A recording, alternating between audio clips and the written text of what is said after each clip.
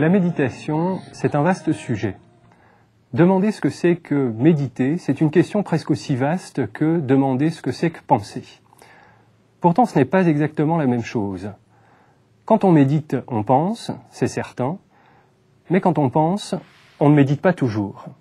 Donc il faut demander en quoi méditer se rapporte à penser et en quoi il s'en distingue. La première caractéristique qu'on peut retenir, même si ce n'est pas forcément la plus décisive, c'est qu'il n'y a pas dans la méditation et dans la pensée, je prends la pensée au sens le plus commun et le plus large, le même rapport au langage et à l'expression. Quand je pense, je parle, ou du moins je le peux. Mais quand je médite, je me tais. On médite ou on parle. Regardez un tableau comme le philosophe de Rembrandt. Il y a dans cette peinture un silence palpable. On a l'impression que la lumière sert ici à rendre le silence visible, qu'elle arrache le silence à l'obscurité pour le manifester d'une manière tout à fait étrange et inhabituelle. Effectivement, c'est inhabituel parce que précisément d'habitude, le silence, ça ne s'entend pas et ça ne se voit pas. Cette distinction entre une pensée parlante et une méditation silencieuse est tellement bien admise que l'histoire de la philosophie admet souvent cette distinction sans vraiment l'interroger. Il y aurait eu deux grandes époques de la rationalité. Une époque grecque où la rationalité était essentiellement dialogique, produite, portée, entretenue et normée par les exigences du dialogue socratique. Puis une époque où la rationalité se serait pour ainsi dire retirée du dialogue dans le silence de la méditation, d'une méditation cartésienne. De cette nouvelle époque, Descartes, méditant dans le silence des passions, comme on disait à l'époque, est en effet une figure exemplaire. Descartes, c'est l'auteur de Méditation métaphysique, un ouvrage dont on a tellement rabâché le titre qu'on a fini par penser, ce qui en un sens n'est pas faux, que la possibilité de la métaphysique elle-même se confondait avec la possibilité de la méditation. Cette opposition, historiquement tranchée entre un modèle de rationalité dialogique, celui des Grecs, et un modèle de rationalité purement logique et objectiviste, celui des modernes, est une image d'Épinal dont il faut un peu se méfier. Elle est d'une naïveté sans doute excessive.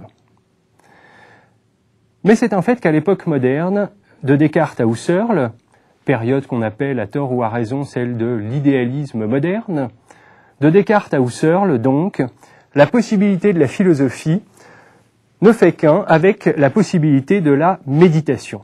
Qu'il s'agisse de méditer sur Dieu, à Dieu, en Dieu, ou sur la mort, l'amour, la vie, peu importe. Il est donc essentiel d'en décrire le concept. Or, personne ne le contesterait, méditer, c'est beaucoup plus difficile que parler. On ne médite pas comme ça spontanément, il y a des conditions. Et lorsque Descartes énonce ces conditions, il est tout à fait caractéristique qu'il retrouve une configuration qui n'a presque pas changé d'un iota depuis Aristote. À savoir qu'il y a d'un côté ceux qui travaillent et qui vaquent aux affaires du monde, et ceux qui, d'un autre côté, ont tout le loisir de penser librement et à fond, bref, de méditer. Pourtant, il y a une différence assez remarquable, c'est que chez Descartes, la répartition des conditions est pour ainsi dire intériorisée, à savoir que effectivement, il faut se donner le temps de méditer, et pour cela, il faut se libérer, mais c'est d'abord se libérer de soi-même et de ses préjugés. C'est-à-dire que ce dont il faut se libérer, c'est des préjugés que véhicule notre vie naturelle, des préjugés qui sont liés à la quotidienneté, aux affaires, bref, à notre vie de tous les jours. Et en même temps, apparaît ici quelque chose de tout à fait nouveau qu'on ne trouvait pas chez les Grecs, c'est la dimension de la difficulté et de la peine qu'il y a à s'arracher à cette dimension de la quotidienneté. Pour se libérer de nos préjugés, il faut faire un effort singulier d'abstraction. Cet effort est en un sens totalement contraire à notre nature, ou plutôt à nos habitudes un peu paresseuses, qui nous attachent au confort de nos préjugés et qui fait qu'on préfère encore se tromper ensemble qu'avoir raison tout seul. Donc méditer, et c'est une caractéristique fondamentale, n'est pas quelque chose de naturel. C'est quelque chose d'extraordinaire, d'exorbitant, en rupture avec toutes nos habitudes de pensée ou de non-pensée, puisque dans la vie quotidienne, à proprement parler, on ne pense pas. On ne fait que disposer des jugements tout faits dont il faut bien reconnaître que certains sont faux ou douteux. Mais on a rarement le temps de vérifier, nécessité oblige. La méditation commence donc par un travail, un effort de rupture avec la doxa et le sens commun. Tout ce qui nous semblait aller de soi, il nous apparaît tout d'un coup que c'était beaucoup plus par habitude et par commodité qu'autre chose.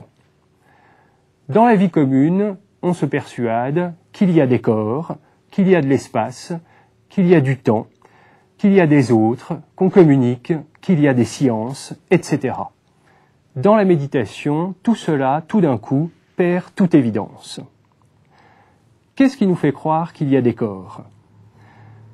C'est qu'on les voit, c'est qu'on les touche. Mais qu'est-ce qui nous fait croire que n'est vrai que ce que l'on voit et que ce que l'on touche ? C'est surtout l'habitude. Et l'habitude n'est pas une raison. Penser, méditer, c'est donc d'abord contrarier toutes nos habitudes pseudo-réflexives, ces habitudes qui nous font juger des choses avant même d'avoir instruit la question de leur vérité.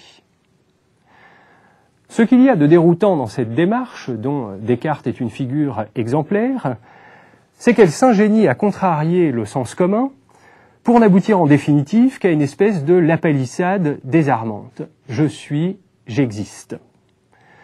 Et l'on serait fondé à se demander si cette vaste mise en cause de tous nos préjugés n'aboutit pas à ériger en premier principe de la philosophie le premier de tous les préjugés, à savoir, je pense, je suis, j'existe.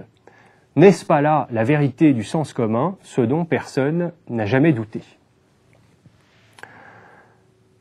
C'est un fait qu'il n'est pas nécessaire de méditer pour savoir qu'on existe et qu'on pense.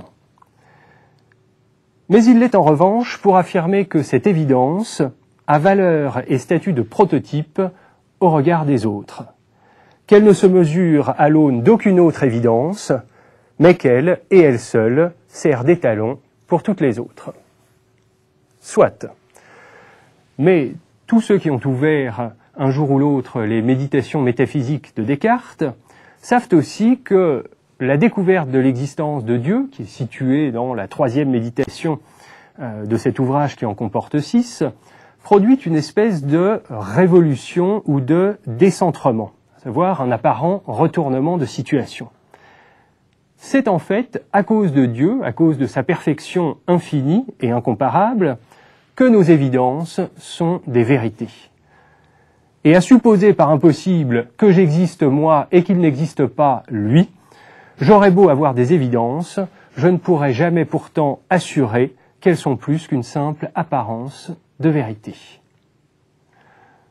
Mon existence est donc le modèle de toutes les évidences, mais la vérité de cette évidence, elle ne dépend pas de moi, elle dépend, et moi avec, de Dieu, c'est-à-dire de l'infini.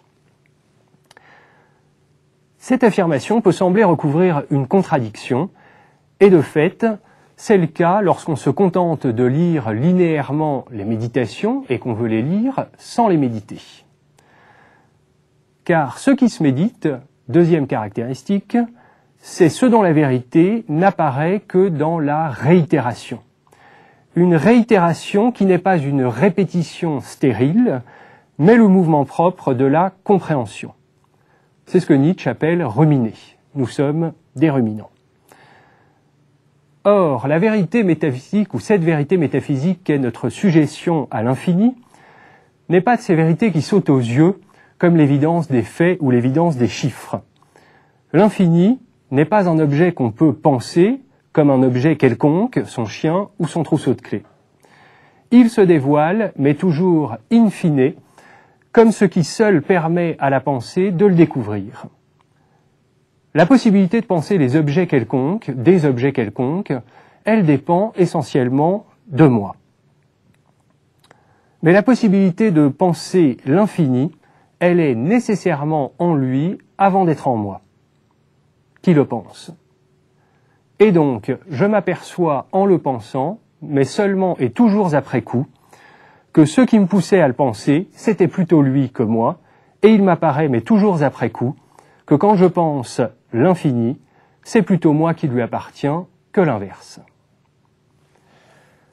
On peut dire que l'idée d'infini est une idée bizarre, puisqu'en un sens, c'est une idée qui me transporte en elle. Or, cette différence entre l'infini et un objet quelconque, cette différence qu'il faut méditer, cette différence qui est elle-même infinie, on ne peut pas simplement la voir ou la constater comme ça, primo intuitu, dirait Descartes. C'est un peu comme le relief dans les images à 3 dimensions. Il faut attendre qu'il surgisse, ce relief, dans l'image, comme ce qui s'y montre sans être vraiment dedans. Et sans quoi, pourtant, l'image n'aurait jamais existé. On a souvent dit que Descartes, c'était une métaphysique de l'ego et de la subjectivité. Il vaudrait sans doute mieux considérer que c'est une métaphysique de la finitude.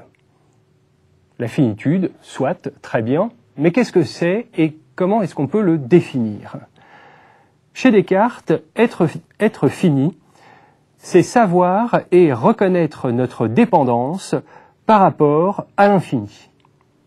Mais cela même est très paradoxal, car ce savoir fini, est-ce encore l'être, ou bien n'est-ce pas être un peu au-dessus ou au-delà de sa propre finitude? Est-ce que la vraie finitude, la finitude radicale, n'est pas plutôt celle qui est même incapable de se voir et de se savoir fini? C'est ça le problème de la finitude, et l'on peut dire que c'est cela, en un sens, notre problème. Qu'on croit la connaître ou qu'on essaye de l'ignorer, dans les deux cas, on peut dire qu'on ne la trouve jamais. Et l'on pourrait dire pour conclure que cette finitude dont on ne sort pas, et que pourtant on ne trouve jamais, c'est bien, en dernière instance, ce qui nous assigne à la méditation. Ainsi, on peut le dire, la méditation, c'est la pensée finie de la finitude. Ah